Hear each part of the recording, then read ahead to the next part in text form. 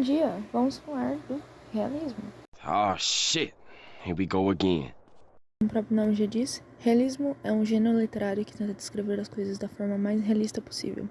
Dá até pra se descrever como um emo da coitadolândia no dia mais feliz dele, escrevendo uma prosa sobre sua vida. Normalmente não é tão triste, mas é realista.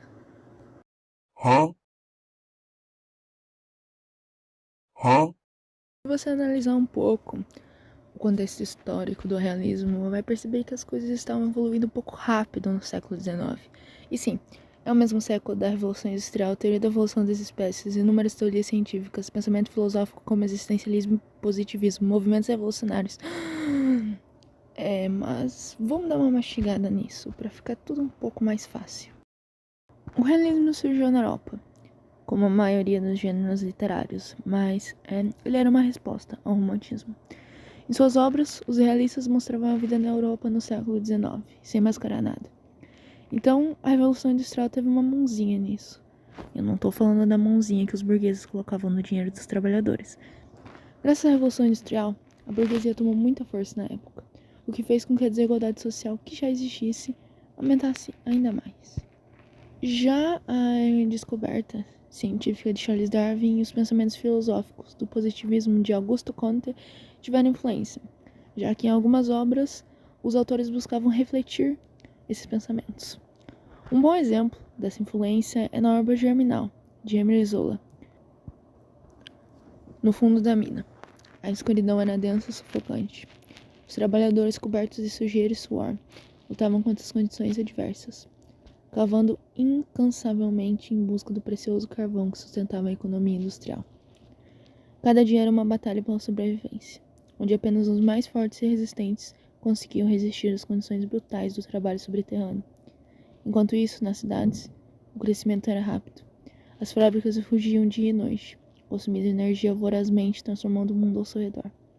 Era uma época de mudanças tumultuadas, onde a luta pela sobrevivência se misturava com as forças impessoais da Revolução Industrial e os princípios científicos do positivismo, criando um cenário de conflito e transformação sem precedentes.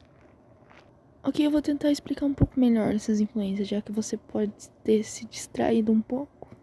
Enfim, basicamente, nesse trecho podemos observar que a autora descreve a vida durante a Revolução Industrial, destacando a dureza da realidade, mas também mostrando a competição pela sobrevivência e como a sociedade está sujeita às leis naturais. Pensamento positivista e de Charles Darwin.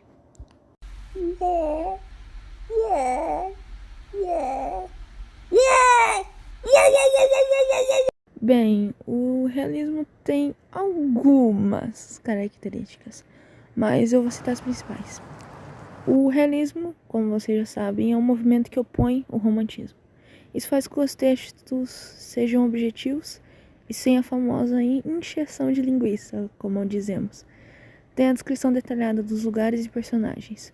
Como o realismo trata de algo do cotidiano, os diálogos são naturais com palavras do dia a dia e foca nesses detalhes, como lavar a roupa ou até mesmo jantar. E como muitos movimentos criticavam algo, nessa época eles criticavam a burguesia e a desigualdade social.